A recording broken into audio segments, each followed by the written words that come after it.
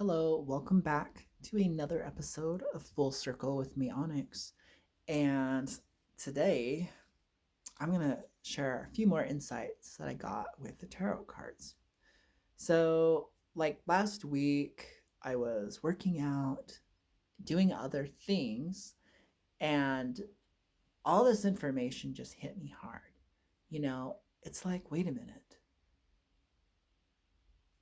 I see the Egyptian mythology playing out in the high cards. And I'm like, how could I have been so blind not to see these things staring at me right in the face? So at this point in the journey of playing with cards, it's become really obvious to me that the high cards, uh, besides being archetypes of the gods, was also the history of humanity being played out in Egypt. So, a really simple example, let me find the card. And so, why is this so significant? If you, so this all started with the star card. You know, it's given a designation to the sign of Aquarius.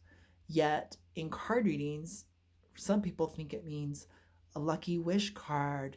Ooh, everything's gonna go your way. Fortune tellers get all excited and go, wow, you drew the star card. And I'm like, this is Aquarius. Do you not know Aquarius? Do you not know how much misfortune happens? Do you not also know how much in service they are to humanity, whether they like it or not? So it's kind of this catch 22. So why would that be the luck card of the zodiac? I would assume maybe something like the Wheel of Fortune, something designated to Sagittarius or Jupiter, because so if you know some of your basic astrology, you'd be like, why on earth why would a fortune teller be telling you this? Do they not know the inner mysteries of numerology, tarot, Kabbalah into the cards? You know, all good and dandy, right? But then so the first thing I really noticed about the star card was she doesn't look too happy. And that position kind of reminds me of the Egyptian goddess of stars, Nut. This great mother goddess who the other gods were birthed out of. So, this like star mother. And a lot of mythologies, Babylonian and Egyptians, have this like star mother who creates it all. It's matriarchal. Does that mean I need to go to the Lilith fair? No. Does that mean women are better than men? No. Do I need to make an issue about it? No. Do I need to get all triggered about it? No. But there was a time period in our past where the mother figure was the source, the substance, and was the go to source. And then over time it flips to a father figure and goes back and forth. Uh, and so can you feel the that power there? So why would that be lucky? And then what I really saw on this card was equal give and take, giving and taking from the same source, distributing it equally. Uh, so she's giving back to the source that she drew the water from. She's pouring back water, and yet she's pouring it also out on the land. And so in a reading, this could be make sure you give back to those who gave to you, creating a full circle of positive karma instead of negative karma.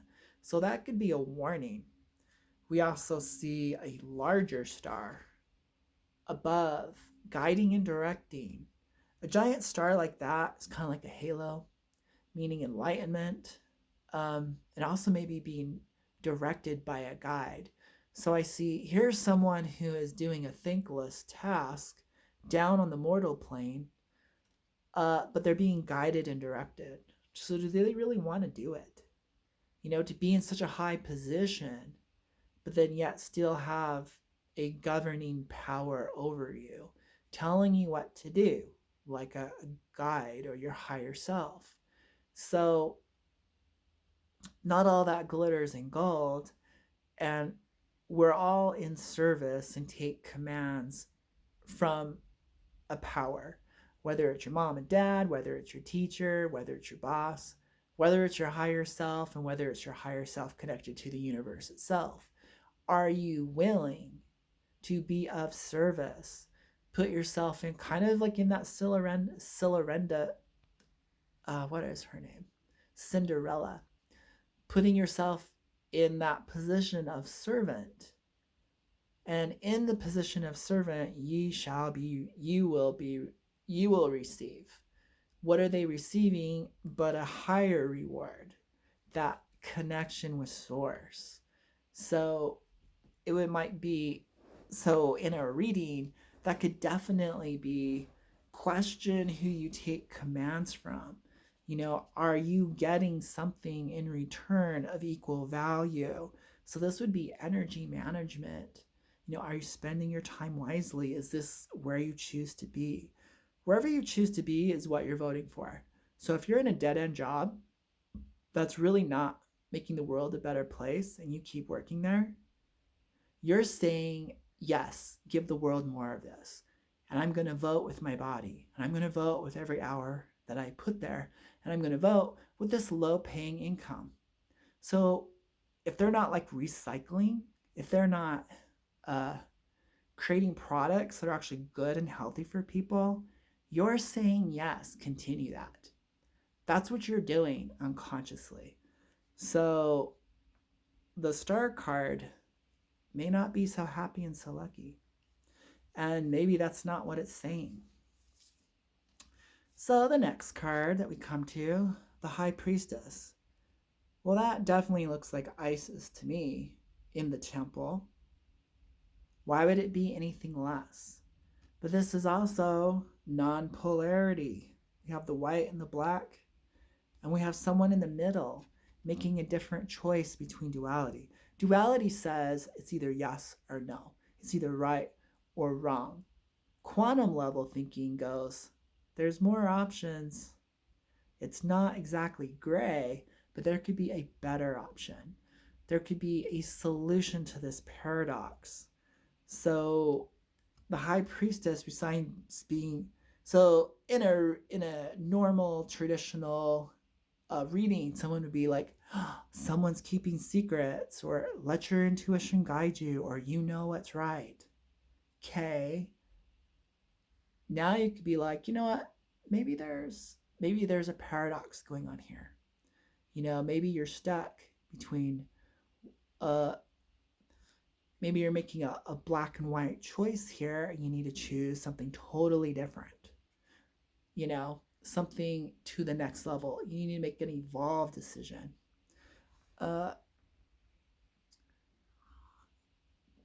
Something that you're not aware of. So usually with the either or situation, there's a sacrifice. And that's why we have a dilemma. It could be a moral dilemma. It could be a financial dilemma. It could be a time management dilemma. But when you bring in this other option, things that you never thought about, it can solve both of them. It can integrate both of them. And it could be also totally different. It might be a totally different direction. We don't know what that is. At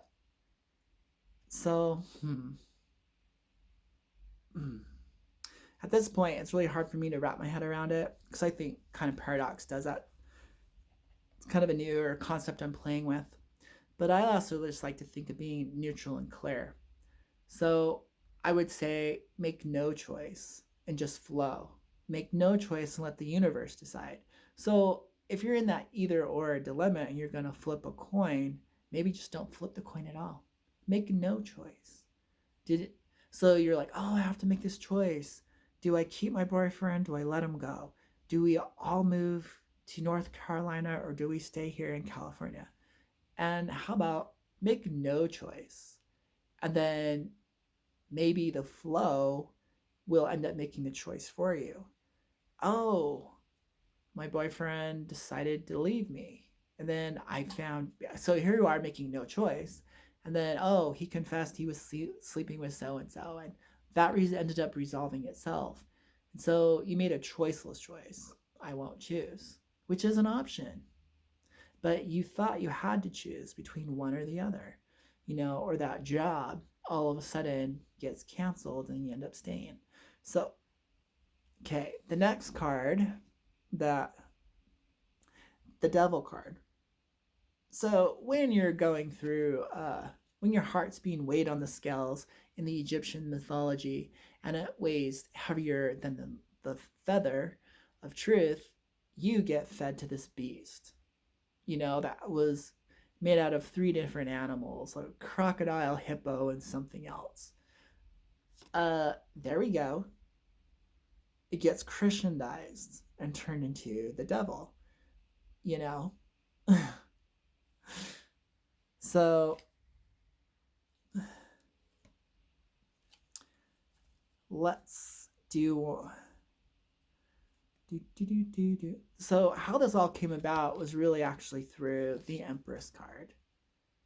I'm like, that is totally Hathor or Hathor, kind of like this nature goddess of vegetation, life giving, kind of more on the nature spirit level. That one was just like, oh my goodness, there she is, just reclothed. That was so obvious. But then obviously we see the stars in her hair. So that could also be Ishtar. It could also be the great star goddess. So we can see other cultures and the same goddess kind of morphing into a few different favorites, but definitely Hathor. So that totally kind of changes the meaning of the Empress goddess or the Empress card.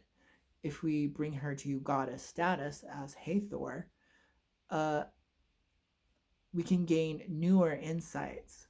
So usually in a fortune telling type reading and you get the Empress card, it's someone that's above queen status. It would be an empress. Someone above a king status is the emperor. So like but now I'm seeing it through the lens of Hathor. I see a responsibility.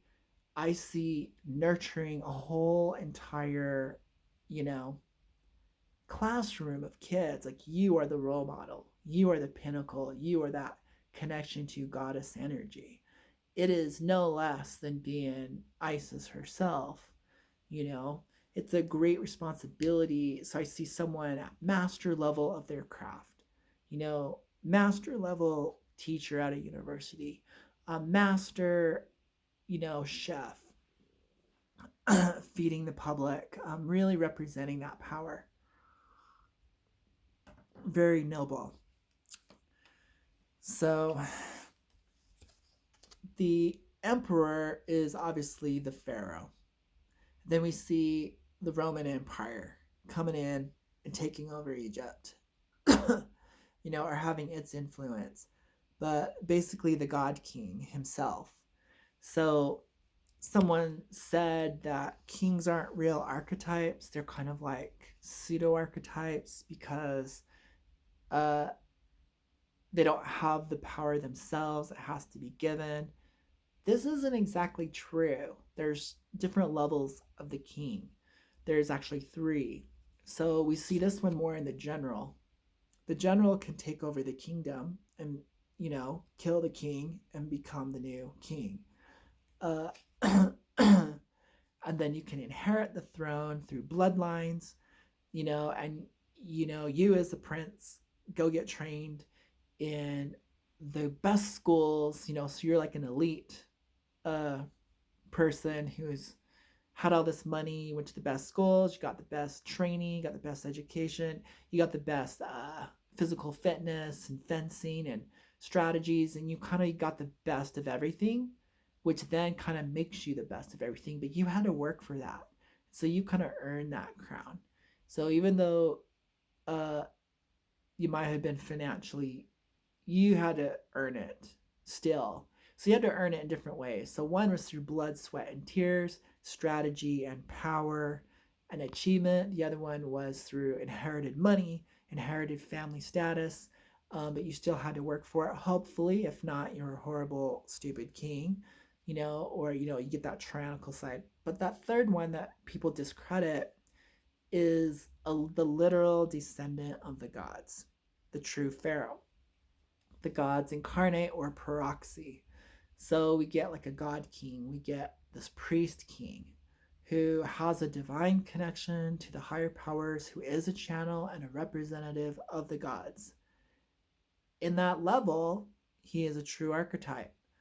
Kings are born, not made, but also kings are made, not born. It's both. And so that really changes the way you read that in a fortune telling. You know, it's like you might feel the call to rise. You might have to work for it. You might have to slay the father figure. You know, you might have to disappoint friends, family, and loved ones and take the power for yourself. You might have to go develop that power, or you might have to recognize that power divinely inborn in you. Self worth and a higher calling, And then once again, are you a servant? Because the emperor can be a servant to a higher power, you know? So the tower was basically the fall of Egypt. It could also be the Great Flood, the deluge that, flooded the earth and all ancient civilizations were taken out. So we get catastrophe, we get, and so that was pretty obvious to me. I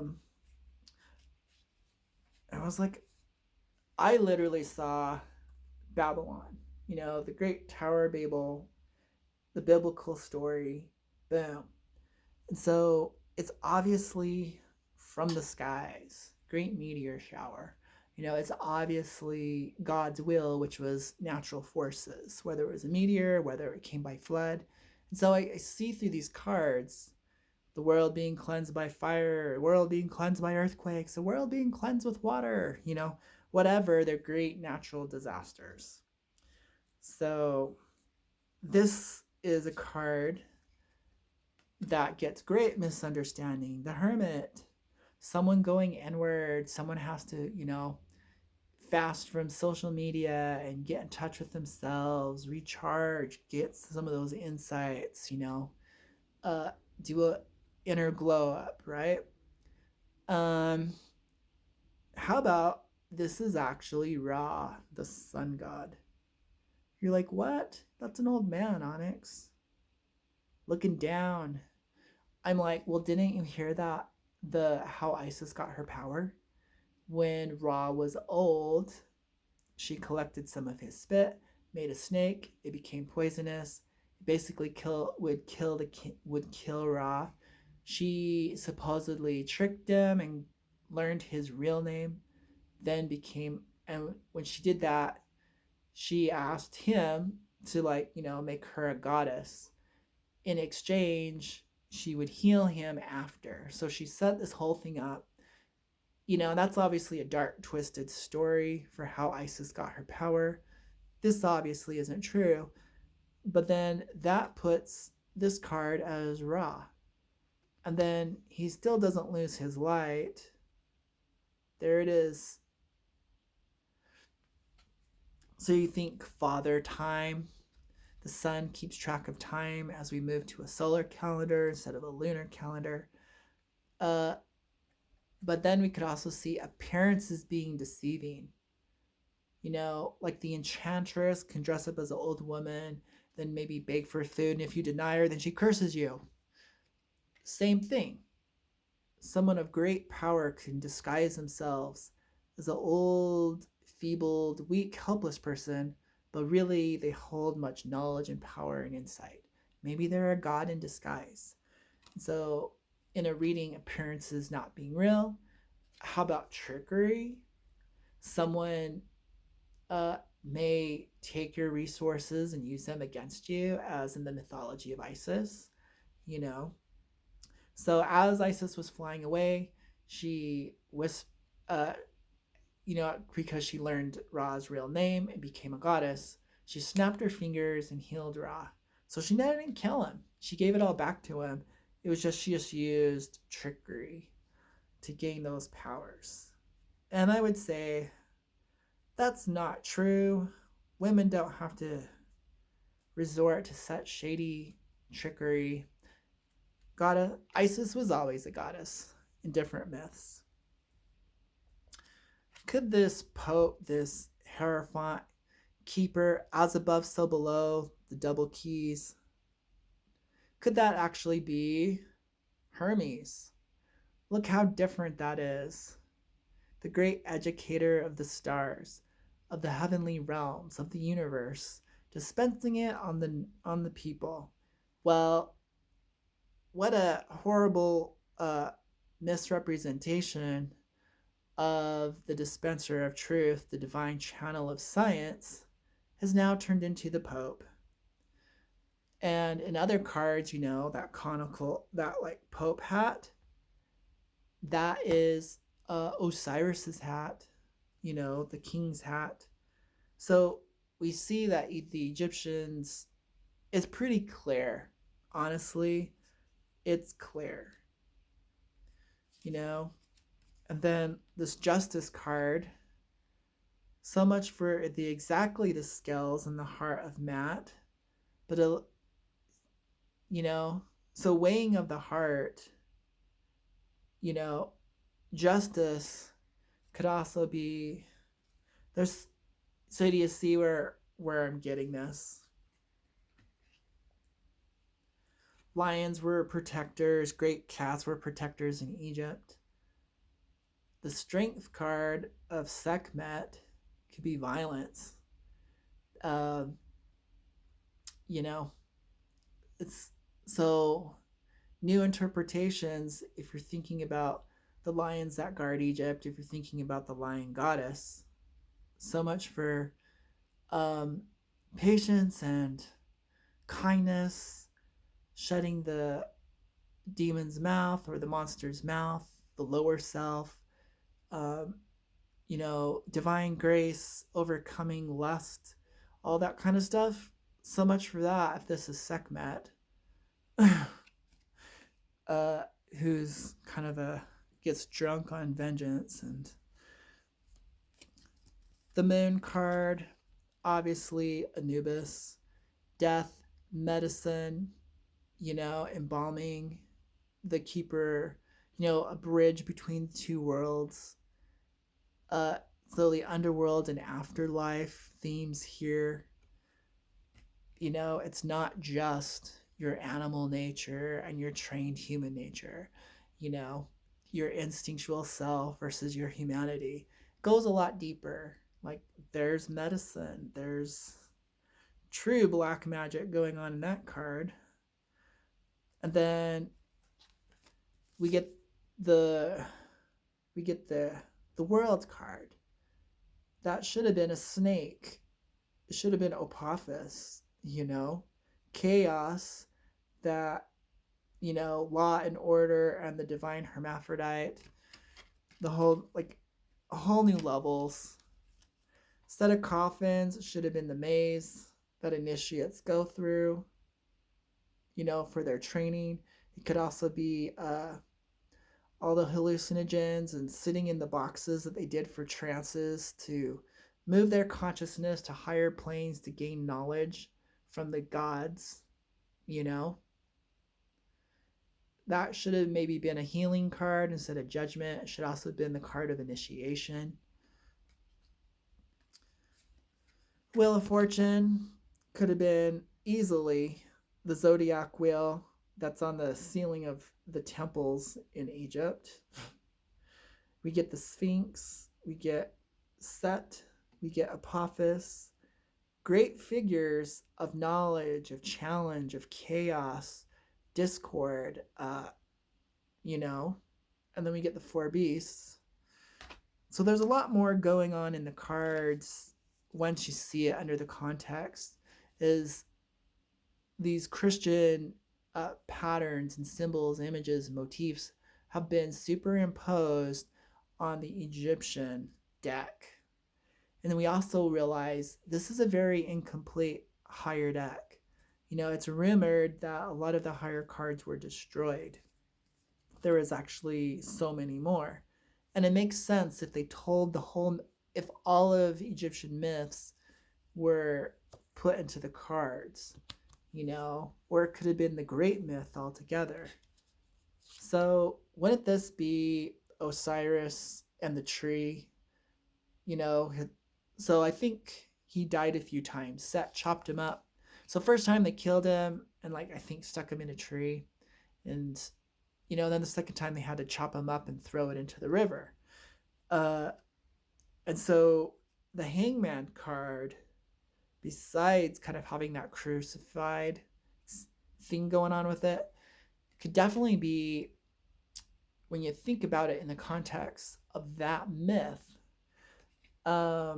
someone being set up, you know, someone going through something very horrific, uh, someone who needs the help of someone else.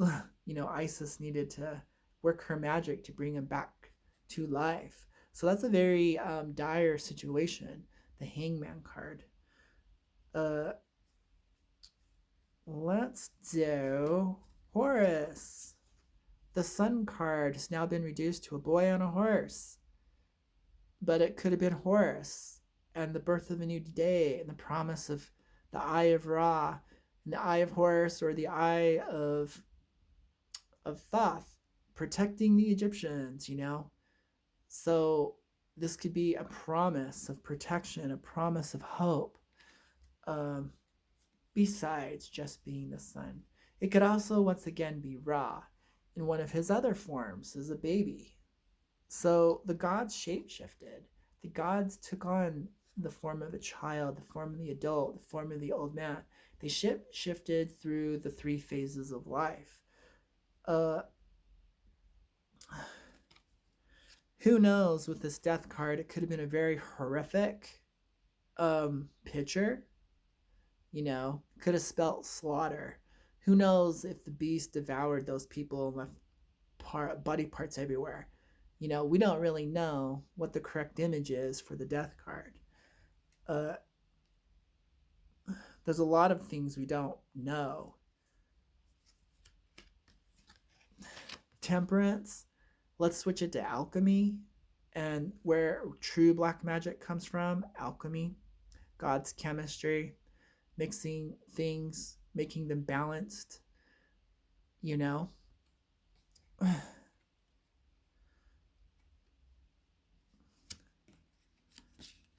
This is definitely, you know, the Pharaoh going to war in his chariot. You know, apparently now the chariot isn't moving, nor is he going to war. He's just sitting there. Who knows? So these could definitely be the magicians or the initiates going through the mystery school, you know? This could definitely be the insider or outsider. This could be the end of the mysteries or the beginning. This could be someone going in unknowingly or coming out fresh and reborn as a newborn. So many levels we just don't know. And so one thing I also noticed is all these cards look like a map. Could it be the map of Egypt? Could it be the map of the world? So I feel like the cards have been greatly reduced, and maybe they represented all cultural myths since they have a continuous theme, and we need to look at that, you know? But hopefully now you can see what I see, that the Egyptian myths are alive and underneath the Christian myths, um, and different ages. So the Egyptian age is older than the Roman age. and it's older than the Christian age. And then now we have our age, our present day.